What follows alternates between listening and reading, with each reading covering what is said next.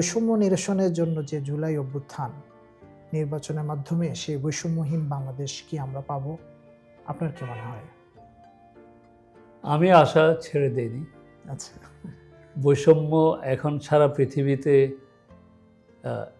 বড়লোক বেসিক্যালি 1% মানুষ, বাংলাদেশের ক্ষেত্রেও একই।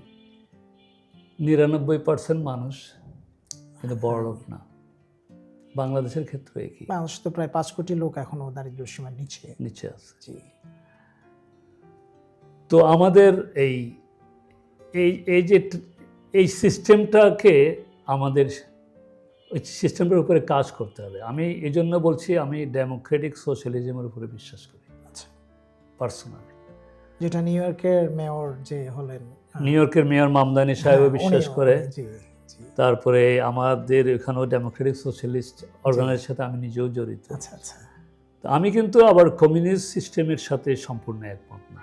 মার্ক্সীয় ইকোনমিতে অনেক দুর্বলতা আছে। আচ্ছা। এবং মার্ক্সীয় ইকোনমিতে আমি আগেও বলেছি যে ধর্মের কোনো যোগাযোগ নাই, যেহেতু মার্ক্স হিমসেলফ খুব একটা ধার্মিক ছিল না। আচ্ছা। তো বাংলাদেশে আপনি ধর্মকে বাদ দিয়ে তো আপনি দেশ চালাতে পারেন না। বাংলাদেশের মানুষ ধর্মভীরু, ধর্মকে রেখেই আমাদের সামনের দিকে এগিয়ে যেতে হবে।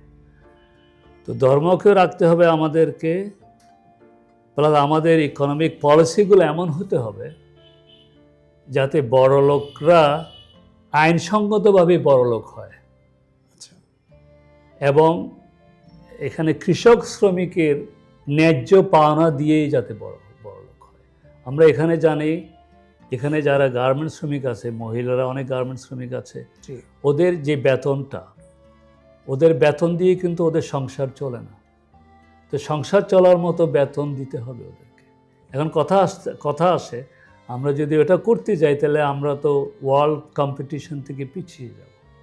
আচ্ছা। আমার পার্সোনাল ওপিনিয়ন হচ্ছে দুইটাই করা সম্ভব। আমরা অ্যাকচুয়ালি এই প্রত্যেকটা জিনিসের একটা প্রোডাকশন কস্টে লেবার হচ্ছে বেসিক্যালি 1/3, বাকি 2/3 হচ্ছে অন্যান্য কস্টগুলো। তো 1/3 কস্টে যদি আমি 10% বাড়াই, তাহলে আমি যদি ভালো প্রোডাক্ট বানাতে পারি, আমার প্রোডাক্ট কিন্তু মার্কিন যুক্তরাষ্ট্র কিনবে, আমার প্রোডাক্ট কিন্তু ইউরোপও কিনবে, ইফ আমার প্রোডাক্ট কোয়ালিটি যদি ভালো হয়। আমি ওদের স্লেভ লেবার দিয়ে কেন আমি বিদেশে এক্সপোর্ট করব?